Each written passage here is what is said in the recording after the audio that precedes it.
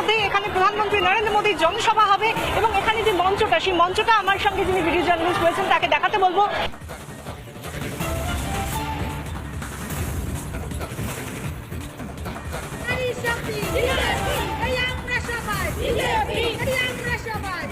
দেখতে পাচ্ছেন সরাসরি বারাসাত থেকে ছবি, আপনারা বিশাখী যে ছবিটা দেখাচ্ছিল বিশাখা, সেই একই ছবি দেখতে পাচ্ছেন আপনারা এই মুহূর্তে দেখাচ্ছি আপনাদেরকে বারাসাতে। সেখানে আজকে মোদী সভা হচ্ছে, আবারও বিশাখা রয়েছেন আমাদের সঙ্গে। বিশাখা, তুমি যেমনটাই বলছিলে,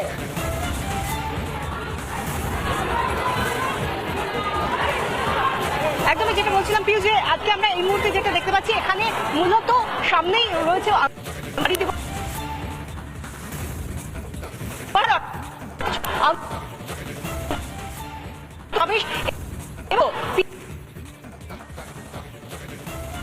জেলার অন্তর্গত উত্তর 24 পরগনাতেই কিন্তু সন্দেশখালী রয়েছে, যে সন্দেশখালীতে মা বোনেদের ইজ্জত লুণ্ঠিত হয়েছে দেশ দেখেছে। এবং বারবার আমরা দেখেছি যে প্রধানমন্ত্রী নরেন্দ্র মোদী সেটা আরামবাগের সভা থেকে হতে পারে, অথবা যেভাবে আমরা দেখেছি কৃষ্ণনগরের সভা, সেই নরেন্দ্র মোদী তিনি বারবার বলেছেন যে এ রাজ্যে যেখানে মহামারী মুখ্যমন্ত্রী রয়েছেন সেখানে কিভাবে মেয়েদের সম্মান নিয়ে এভাবে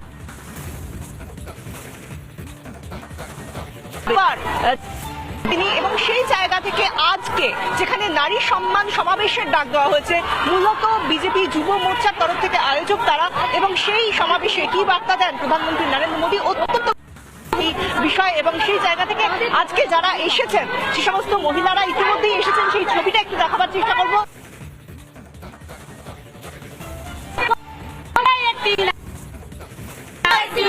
পশ্চিমবঙ্গে একটি নাম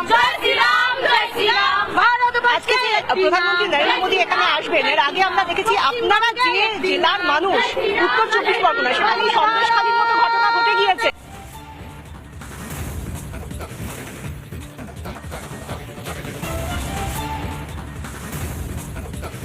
দেখতে পাচ্ছি আমরা বিশাখা, তোমার মাধ্যমে যান্ত্রিক কিছু গোলযোগ হচ্ছে অবশ্যই, কিন্তু আমরা সরাসরি সমস্ত ছবি দেখাচ্ছি, তুমি থাকো আমাদের সঙ্গে।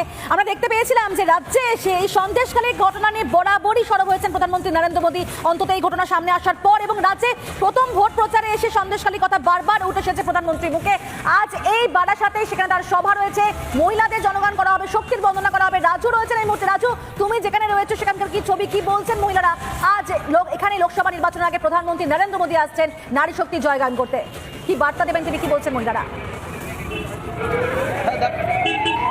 দেখো, তোমাকে মূলত জানিয়ে রাখি, আমি ইতিমধ্যে রয়েছি যে বারাসাত চাপাডালির মোড়ে, সেই চাপাডালির মোড়ে মূলত এই রোড দিয়ে কিন্তু আসার কথা আছে ভারতবর্ষের প্রধানমন্ত্রী নরেন্দ্র মোদী। তার কিন্তু কনভয় করে তিনি রোড শো করবে, এমনটাই জানিয়েছেন।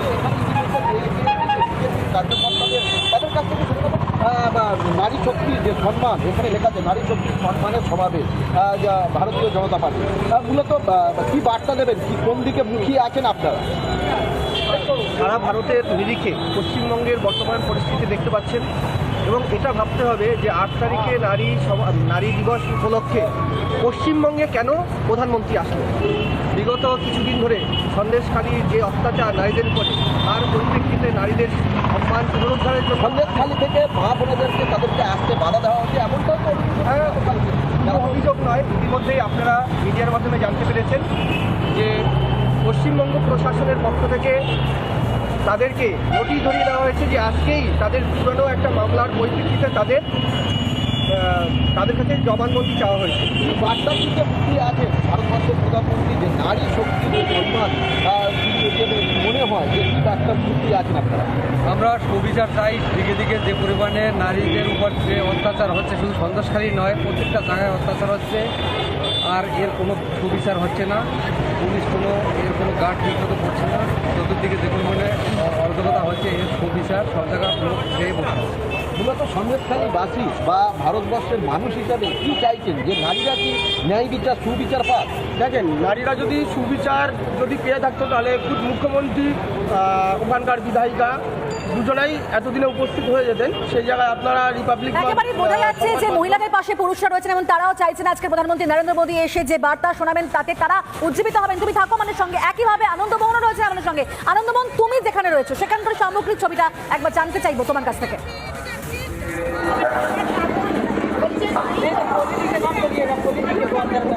একেবারে পিউ তোমায় বলে দিই যে আমি কাছারি ময়দানের বাইরে অর্থাৎ যেখানে সভাস্থল তার বাইরে রয়েছি।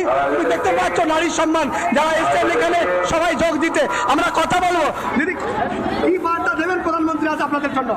আজ মাননীয় প্রধানমন্ত্রী আমাদের বারাসাতের পূর্ণভূমিতে আসছে, এটা আমাদের অত্যন্ত নারী শক্তির জন্য সৌভাগ্য।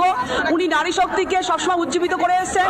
সমস্ত সুযোগ বেটি বাঁচাও বেটি পড়াও থেকে শুরু করে আমাদের নারীদের 33% আরক্ষণ দিয়েছে। আজ পর্যন্ত কোনো সরকার আমাদের জন্য চিন্তা ভাবনা করেনি, মোদীজি করেছেন। নিশ্চিত আগামী দিনে আরো সুন্দর সুন্দর প্রকল্প নিয়ে উনি আসবেন, এই আশা আমরা রাখছি। সন্দেশখালী মহিলাদেরকে আসতে কি বলবেন?